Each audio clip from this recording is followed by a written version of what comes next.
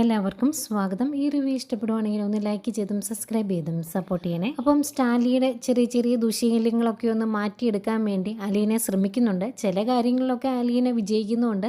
ഇതൊക്കെ കാണുമ്പോൾ അപ്പച്ചനും വലിയപ്പച്ചനും അല്ലെങ്കിൽ ഭയങ്കര സന്തോഷമാട്ടോ. രണ്ടുപേരും കട്ടക്കൂട്ട അങ്ങനെ മുന്നോട്ട് പോകുന്നു. പിന്നെ ഇവിടെ വലിയ പ്രശ്നങ്ങളില്ല എന്നുള്ള കാര്യം അലീന മനുവിനെ വിളിച്ച് പറയുന്നുണ്ട്. അന്നേരം മനുവിന് ഒരു സമാധാനമായിട്ടോ.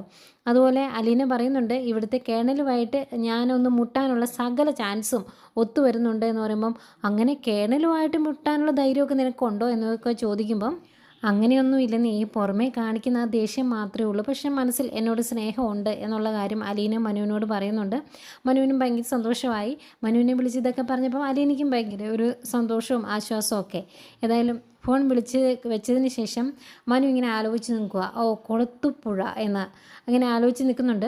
ഇനി അലീനയെ കാണാനായിട്ട് അലീനയുടെ അടുത്തോട്ട് മനു വരുന്നുണ്ട് കേട്ടോ. അത് പക്ഷേ സ്റ്റാൻലിക്കൊന്നും അത്രയ്ക്ക് അങ്ങ് ഇഷ്ടപ്പെടുന്നില്ല, എങ്കിലും മനു വരുന്നുണ്ട്. പിന്നെ വൈജയന്തിയെ കാണിക്കുന്നുണ്ട്. അടുക്കളയിലെ വേലക്കാരി ഉണ്ടാക്കുന്ന ഫുഡ് കഴിക്കാൻ ഭവതിക്കും കൃഷ്ണമോൾക്കും ഒന്നും അത്രയ്ക്കങ്ങ് ഇഷ്ടമല്ല. അതുകൊണ്ട് തന്നെ അവർ അടുക്കളയിൽ പോയി വൈജയന്തിയോട് പറയുന്നുണ്ട്, ഞങ്ങൾക്ക് ഇഷ്ടമുള്ള ഭക്ഷണം ഉണ്ടാക്കി കഴിക്കാൻ അമ്മ എന്താ അനുവദിക്കാത്തത്, അമ്മ എന്താ ഇങ്ങനെയൊക്കെ കാണിക്കുന്നത് എന്നൊക്കെ ചോദിക്കുമ്പം വൈജയന്തി പറയുവാണ്, നിൻ്റെയൊക്കെ ചിലവിൽ കഴിയുന്ന സമയത്ത് നീയൊക്കെ പറയുന്ന രീതിയിൽ ഇവിടെ കാര്യങ്ങൾ നടക്കും. അതല്ലാത്ത പക്ഷം ഞാൻ പറയുന്നത് കേട്ട് എൻ്റെ ഇഷ്ടത്തിന് മര്യാദയ്ക്ക് ഇവിടെ ജീവിച്ചോണം എന്ന് പറയുവാണ് വൈജയന്തി. വൈജയന്തിക്കാണെങ്കിൽ അഹങ്കാരം മുറ്റി നിൽക്കുവാണ്. ഈ രീതിയിലുള്ള സംസാര രീതി കൃഷ്ണമോളും സഹിക്കും, പക്ഷേ ബബിത അതൊന്നും ഉൾക്കൊള്ളില്ല.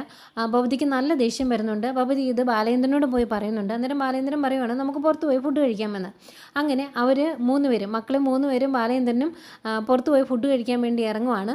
അന്നേരം വൈജയന്തി അങ്ങോട്ട് വരും. അപ്പോൾ ഇവരെല്ലാവരോടും റെഡിയായി ഇറങ്ങുന്ന കാണുമ്പോൾ നിങ്ങൾ അവിടെ പോവാണോ എന്ന് ചോദിക്കും. അന്നേരം ഫുഡ് കഴിക്കാൻ വേണ്ടി ഞങ്ങൾ പുറത്ത് പോവാണോ എന്ന് പറയുമ്പോൾ, കൊള്ളാലോ, എന്നാൽ എനിക്കൊന്ന് അറിയണമല്ലോ എന്ന് പറഞ്ഞാൽ ബാലേന്ദ്രനോട് ഈ ഇതിനെപ്പറ്റി ചോദിക്കുക. അന്നേരം ബാലേന്ദ്രൻ പറയും, അവർക്ക് പുറത്ത് പോയി ഫുഡ് കഴിക്കണം എന്ന് പറഞ്ഞു, അവർക്ക് ഇഷ്ടമുള്ളത് ഞാൻ മേടിച്ചു കൊടുക്കുന്നു, എന്താ കുഴപ്പം എന്ന് ചോദിക്കുന്നു. അന്നേരം വൈജയന്തി പറയുന്നുണ്ട്, ഓരോ കാര്യങ്ങളും ചെയ്യുമ്പം സ്വന്തമായിട്ട് അങ്ങ് ജയിക്കുവാണെന്നാണ് മനോഭാവം, പക്ഷെ അങ്ങനെയല്ല, ഓരോന്ന് എന്നെ ജയിക്കാൻ വേണ്ടി ചെയ്യുമ്പം സ്വയം തോക്കുവാണ് എന്ന് അറിയുന്നത് നല്ലതാണ് എന്നൊക്കെ പറയുന്നുണ്ട്. അന്നേരം വൈജയന്തിയുടെ അടുത്ത ചോദ്യം വരും, ബാലേന്ദ്രന് മക്കളും 3 പേരും മാത്രമല്ലല്ലോ, ഭാര്യയും ഇല്ലേ എന്നുള്ള രീതിയിൽ സംസാരിക്കുമ്പം ബാലേന്ദ്രൻ പറയുന്നുണ്ട്, എൻ്റെ ഭാര്യ അവൾ ഈ വീട്ടിൽ നിന്നും ഒരു ദിവസം അങ്ങ് ഇറങ്ങിപ്പോയതാണ്, അത് കഴിഞ്ഞ് തിരിച്ച് കയറിയിട്ടില്ല എന്ന് പറയുമ്പം, അപ്പം ഞാൻ ആരാണ് എന്നിങ്ങനെ വിഷമത്തോട് ചോദിക്കുകയാണ് വൈജയന്തി. അന്നേരം ബാലേന്ദ്രൻ പറയുന്നുണ്ട്, എൻ്റെ ഭാര്യ എൻ്റെ മനസ്സിൽ നിന്ന് ഇറങ്ങിപ്പോയി, തിരിച്ച് കയറണമെങ്കിൽ എന്നോട് ചോദിക്കണം, എൻ്റെ ഭാര്യ അങ്ങനെ ചോദിച്ചിട്ടുമില്ല, തിരിച്ച് കയറിയിട്ടുമില്ല എന്ന് പറയുന്നു.